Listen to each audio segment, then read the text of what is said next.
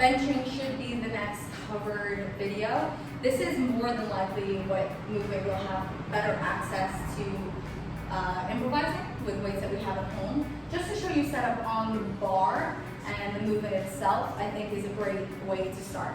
So when we set up on a barbell, or when you set up holding your position for what you will be doing with your accessories at home, you're going to keep your hands just inside of your shoulder width. It's going to feel like an arrow stance. So we're going to put our thumb crease on the inside of the knurling. If you have the same width as I do, I'm about 5'2", 5'3", and I would say I have a little bit wider than normal shoulders. So my hands are turned out.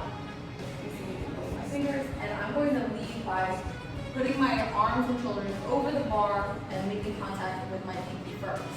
Then, when I squeeze under, my elbows are packed to my side, my wrists are straight, my hands aren't folded back to damage them, and my chest is up. The barbell, too, is in line underneath my chin, where if I pushed up, I would come into contact with my chin.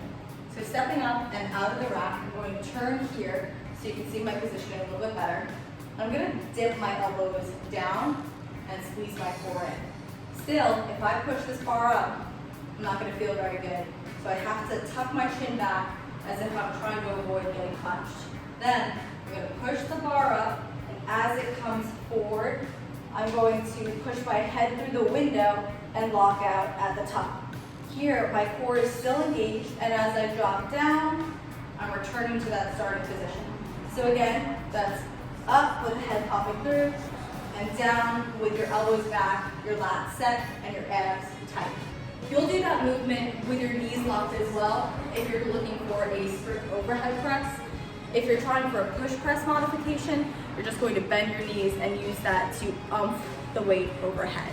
I love this movement. I think it's great for not only developing the lats, but getting a great development in your tricep and your shoulders. And if you're trying to increase your totals on a bench press, it makes all the sense in the world to have strong shoulders. I also find, conversely though, that females in particular, you'll hear me emphasize this a lot because that's the population that I mostly deal with, we tend to use our shoulders for more than anything. Even when I do my push-ups, I typically round my shoulders forward. We'll get those back arches where we're careening back and forth because we have some more difficulty engaging the muscles of our upper body.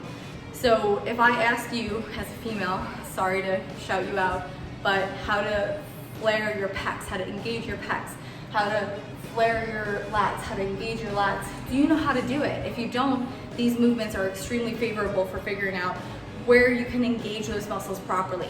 You can, of course, just as the other videos, send me a video of you doing this from the side or the front, and I can talk to you about what muscles you may be able to better recruit with certain cues. But I love this one. It's so fun, it's so empowering, and if you have any questions at all, shout out to me and I will be more than happy to help you with it. Have fun.